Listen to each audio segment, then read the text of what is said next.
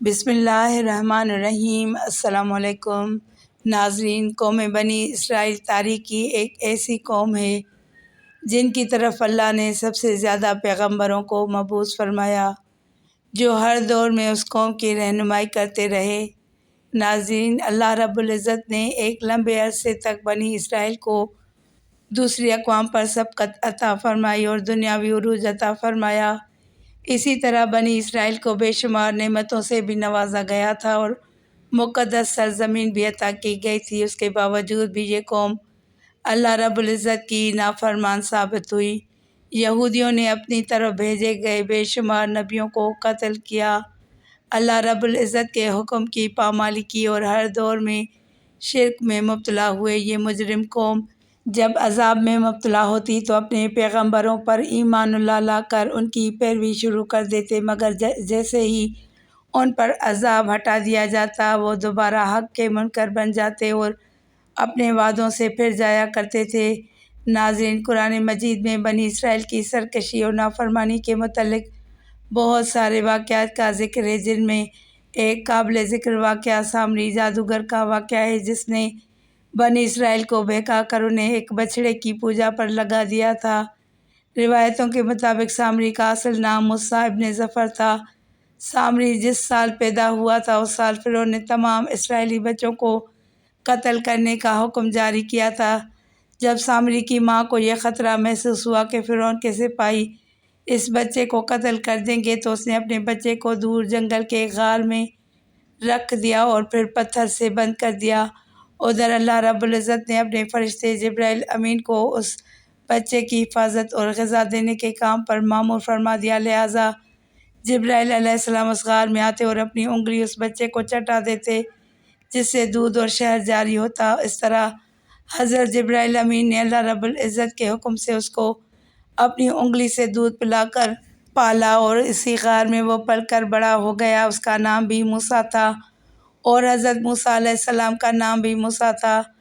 ایک طرف موسیٰ سامری کو جبرائیل علیہ السلام نے پالا تھا تو دوسری طرف حضرت موسیٰ علیہ السلام کی پرورش فرعون کے گھر میں ہوئی تھی، مگر اللہ رب العزت کی قدرت یہ ہوئی کہ فرعون کے گھر پر پرورش پانے والے موسیٰ علیہ السلام اللہ کے رسول ہوئے اور حضرت جبرائیل علیہ السلام کا پالا ہوا موسیٰ سامری کافر بن گیا۔ ناظرین، دراصل جب اللہ رب العزت نے بنی اسرائیل کی قوم کو فرعون کی غلامی سے نجات عطا فرمائی اور فرعون کو اس کے لشکر سمیت دریائے نیل میں غرق کر دیا تو یہ قوم حضرت موسیٰ علیہ السلام کے ساتھ وادی سینا میں ہجرت کر گئی۔ وہاں اللہ رب العزت نے موسیٰ علیہ السلام کے ساتھ وعدہ کیا کہ انہیں مقدس کتاب توریت عطا کی جائے گی، جو بنی اسرائیل اور بعد کے آنے والے لوگوں کے لیے ہدایت ہوگی۔ حضرت موسیٰ علیہ السلام کو یہ حکم ہوا کہ وہ 30 راتوں کے لیے کوہ طور پر قیام کریں، اس کے بعد انہیں تورات دی جائے گی۔ لہٰذا حضرت موسیٰ علیہ السلام نے اپنے بھائی ہارون علیہ السلام کو اپنا خلیفہ مقرر کیا اور بنی اسرائیل کو اپنے بھائی کے سپرد کر کے انہیں یہ کام سونپا کہ جب تک آپ کوہ طور سے واپس نہ لوٹیں گے وہ اس قوم کے مسائل کو دیکھیں گے اور ان کا انتظام سنبھال لیں گے۔ موسیٰ علیہ السلام کوہ طور پر چلے گئے، جہاں آپ پورے 1 ماہ روزے اور عبادت میں مشغول ہو گئے۔ ادھر شیطان مردود کو بنی اسرائیل کو بہکانے کا ایک سنہری موقع مل گیا، لہٰذا سامری نے بنی اسرائیل کو بھٹکانے کا ارادہ کیا۔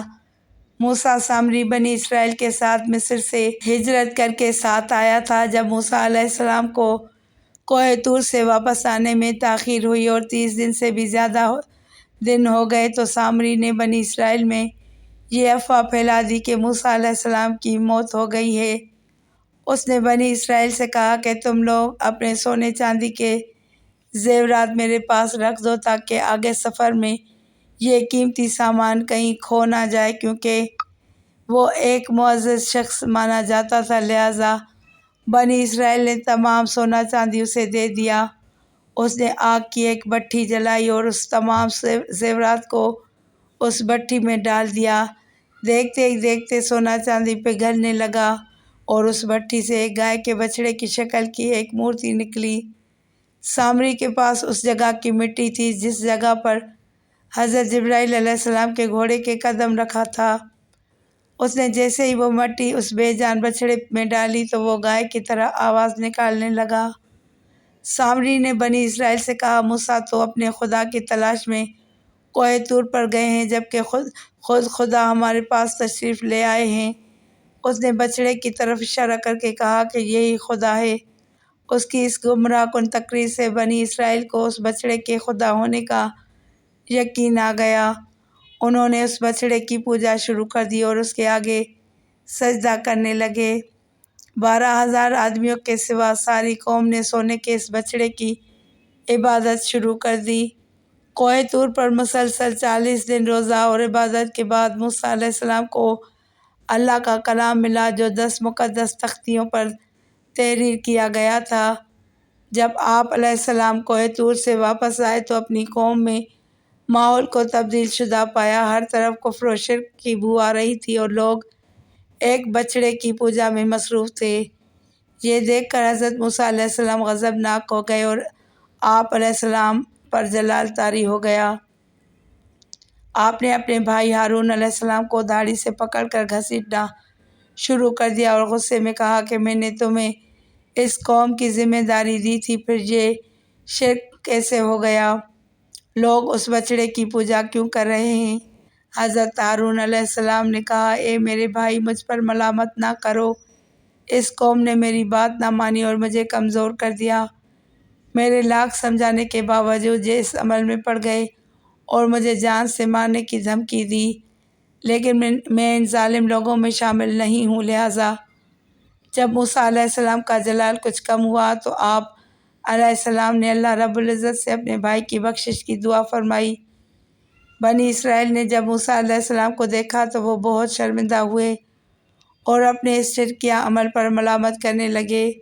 موسیٰ علیہ السلام نے سامری سے پوچھا کہ تو نے اس قوم کو باطل معبود کے پیچھے کیوں لگا دیا؟ تو سامری نے کہا کہ میرے نفس نے مجھے اس کام کے لیے مجبور کیا تھا اور یہ میری فریب کاری تھی۔ حضرت موسیٰ علیہ السلام نے اس بچڑے کو جلا کر راکھ کر دیا اور اس کے ٹکڑے ٹکڑے کر کے سمندر میں بہا دیے۔ روایتوں میں آتا ہے کہ موسیٰ علیہ السلام پر یہ حکم نازل ہوا کہ آپ 80 آدمیوں کو منتخب کر کے کوہ طور پر لے جائیں اور یہ سب لوگ بچڑا پوجنے والوں کی طرف سے معذرت طلب کرتے ہوئے یہ دعا مانگیں کہ بچڑا پوجنے والوں کے گناہ معاف ہو جائیں۔